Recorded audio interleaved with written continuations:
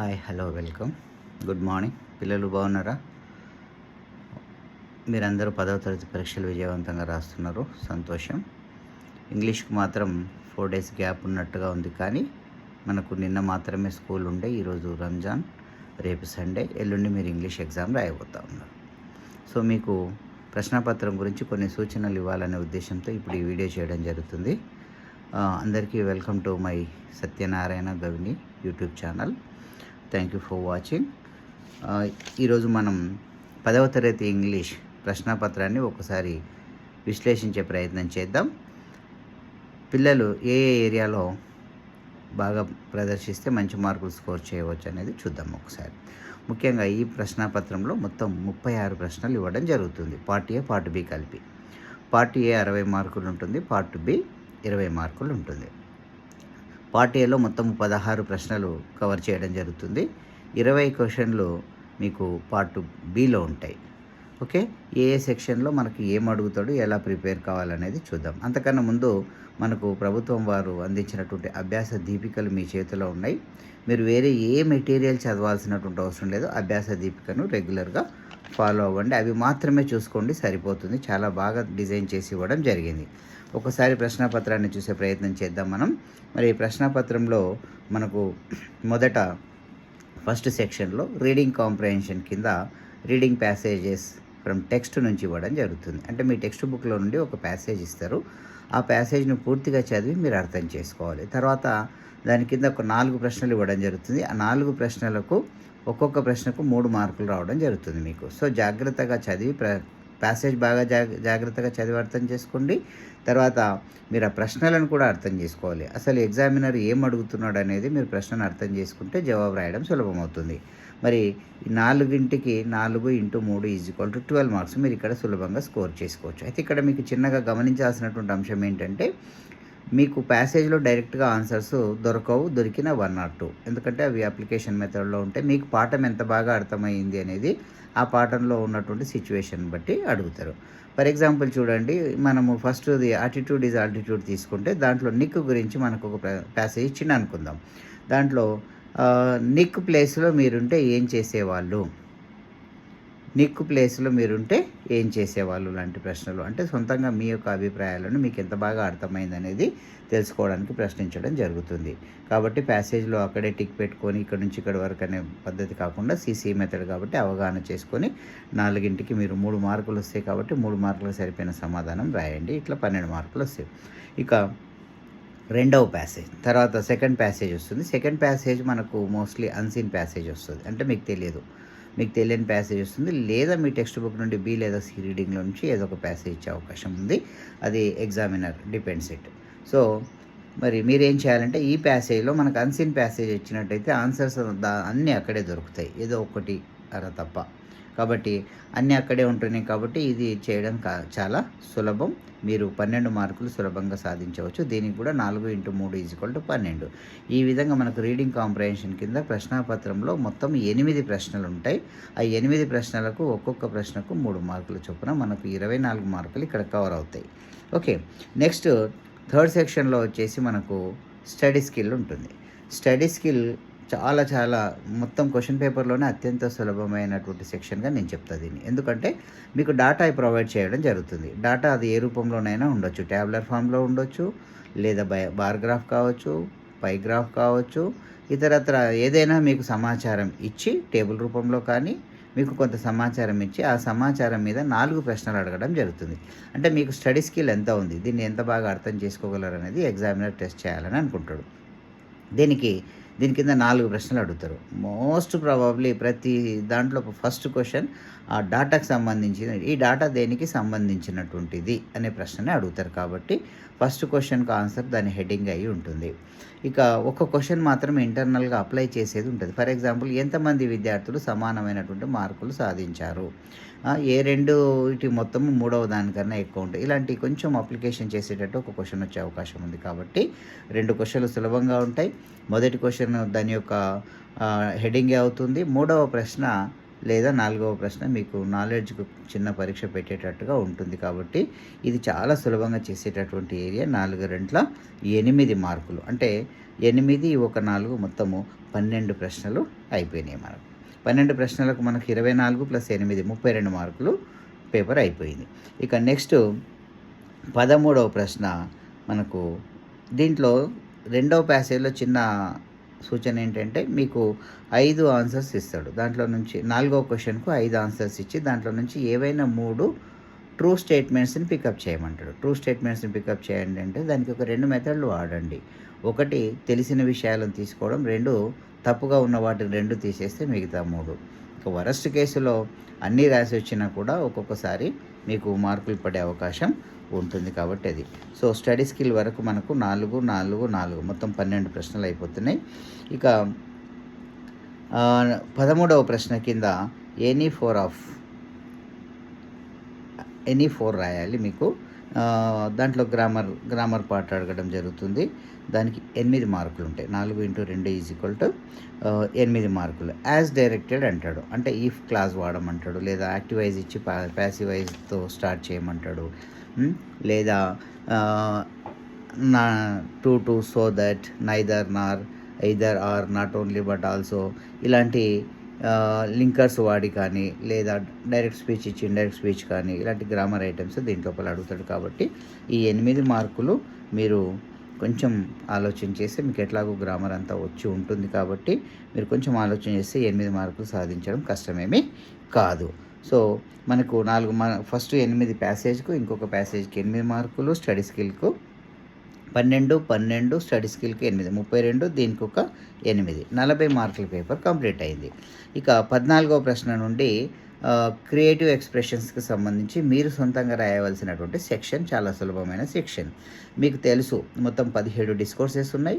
ఆ 17 డిస్కోర్సెస్లో గ్రూప్ ఏలో ఉన్న డిస్కోర్సెస్ 6 మేజరు, 3 మైనరు. అదేవిధంగా గ్రూప్ బిలో 5 మేజరు, ఒక 3 మైనర్ డిస్కోర్సెస్ ఉంటాయి. గ్రూప్ ఏ డిస్కోర్సెస్ అన్నీ కూడా టెక్స్ట్ రిలేటెడ్గా, అంటే పాఠాలకు సంబంధించినటువంటి ప్రశ్నలు అడగడానికి అవకాశం. ఫర్ ఎగ్జాంపుల్ మీరు స్టోరీ, నరేటివ్, డ్రామా ఇలాంటివి తీసేసుకుంటే వీటికి సొంతంగా కాకుండా లెసన్ రిలేటెడ్గా రాయాల్సి ఉంటుంది. అదేవిధంగా గ్రూప్ బిలోకి వచ్చేసినట్టయితే గ్రూప్ బిలో మీకు బయోగ్రఫీ కానీ, ఎస్సే రైటింగ్ కానీ, లెటర్ రైటింగ్ కానీ ఇవన్నీ కూడా మీరు ఓన్గా రాయాల్సి ఉంటుంది.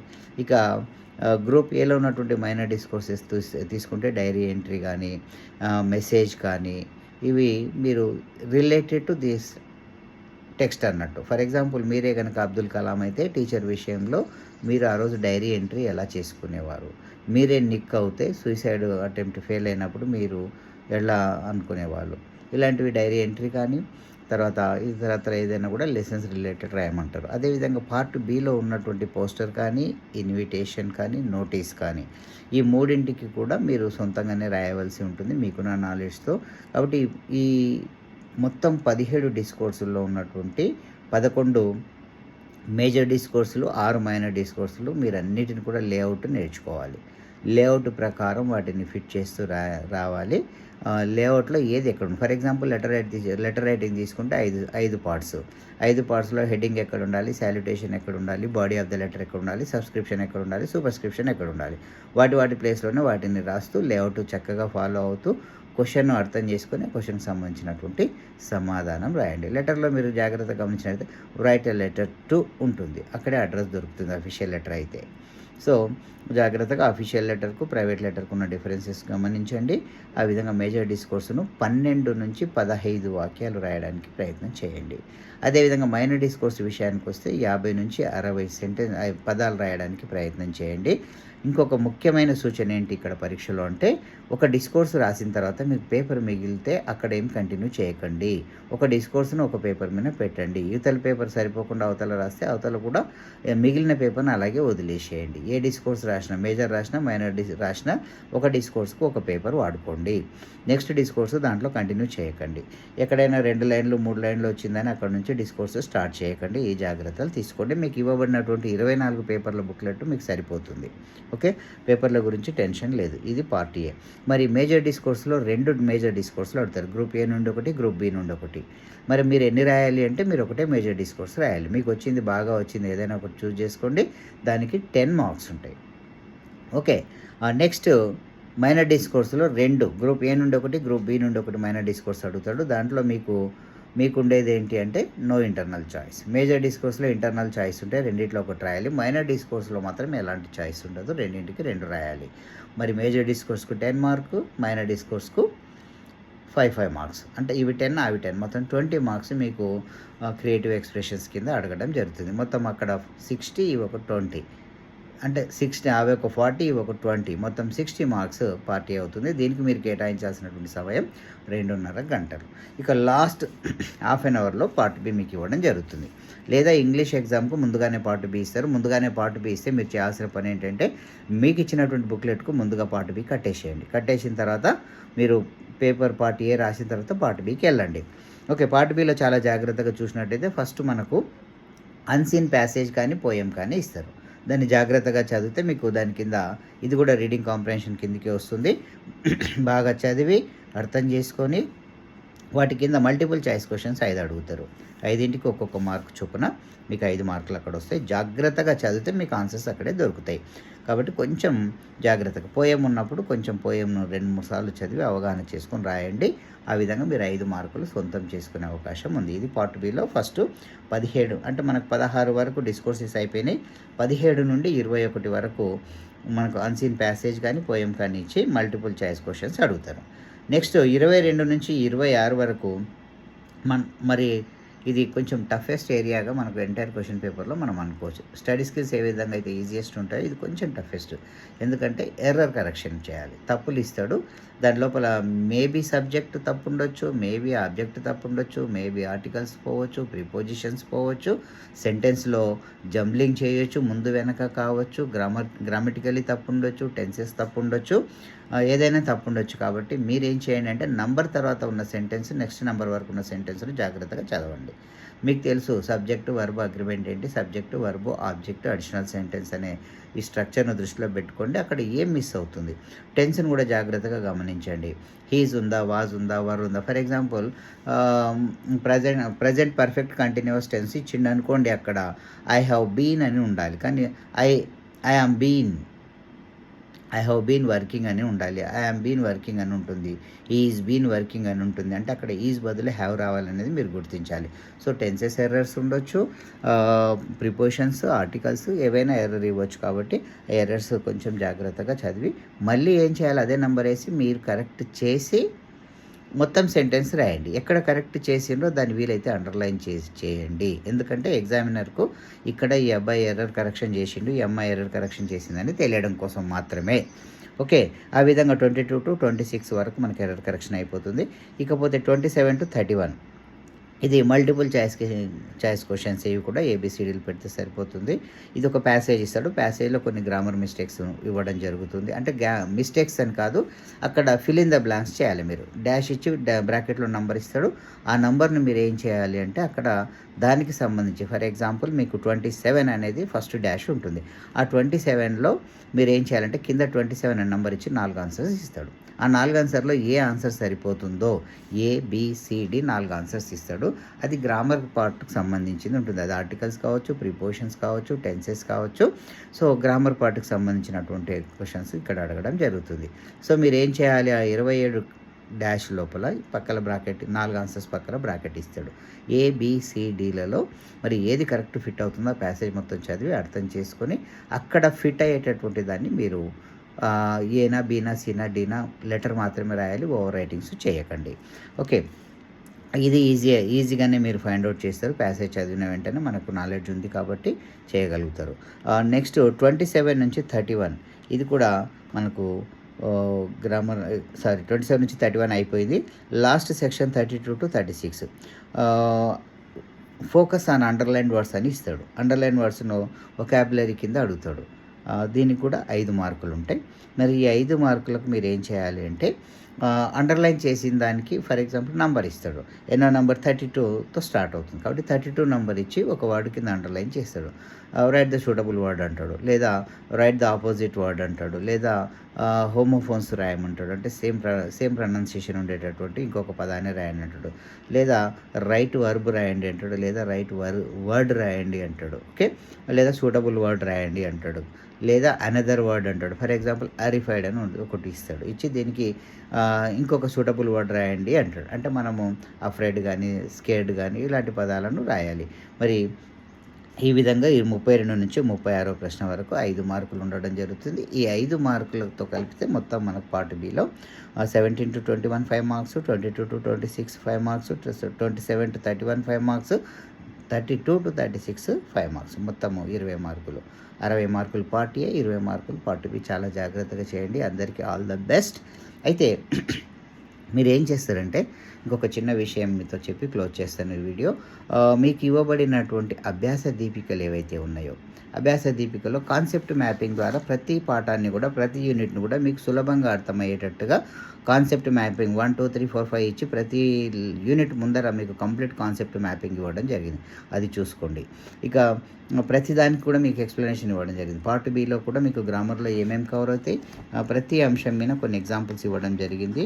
అదేవిధంగా స్టడీ స్కిల్స్ ఇవ్వడం జరిగింది. మీరు ఎక్కడ వెళ్ళకండి, మీరు మీ చేతిలో ఉన్నటువంటి అభ్యాస దీపికను పూర్తిగా చదవండి. చదివి ఎగ్జామ్కి వెళ్ళండి. ఇంకొక విషయం, beautiful handwriting is the key to success అన్నారు. కాబట్టి మీరు అద్భుతంగా ప్రదర్శన చేయండి. చక్కగా హ్యాండ్ రైటింగ్ మంచిగా ఉంటే ఎగ్జామినర్కు first impression is the best impression అంటారు. కాబట్టి మీ మీద మంచి ఇంప్రెషన్ బట్టి మీకు స్కోర్ బాగా వస్తుంది. పేపర్ ఎక్కడ కూడా నలగకుండా, చిరగకుండా జాగ్రత్తలు తీసుకోండి. ఇన్విజిలేటర్ ఇన్స్ట్రక్షన్స్ ఫాలో అవ్వండి. చక్కగా ప్రజెంట్ చేయండి. టెన్షన్ అస్సలు పడకండి, ఎందుకంటే టెన్షన్లో రైటింగ్ బాగా రాదు. ఇకపోతే సార్ ప్రజెంటేషన్ ఎట్లా చేయాలి సార్ అంటే, సెక్షన్ వైజ్ చేస్తే ఎన్యుమరేటర్ కంటే దిద్దే వాళ్ళకు సులభంగా ఉంటుంది. నేను ఎప్పుడు కూడా సెక్షన్ వైజ్, నెంబర్ వైజ్గా చేయండి అని చెప్తాను. First section, second section, third section అట్లా చేస్తూ సీరియల్గా వెళ్తే బాగుంటుంది అనేది నా ఉద్దేశం. ఇన్ కేసు మీకు ఫస్ట్ డిస్కోర్సెస్ వచ్చినాయి అనుకోండి, డిస్కోర్సెస్కి ముందే వెళ్ళిపోండి, కానీ ఆ డిస్కోర్సెస్ మొత్తం ఒకే దగ్గర రాయండి. మేజర్ డిస్కోర్స్ ఒకటి, మైనర్ 2, అన్నీ ఒకే దగ్గర రాసే ప్రయత్నం చేయండి. ఆల్ ద బెస్ట్ అందరికీ. God bless you. Take care. All the best.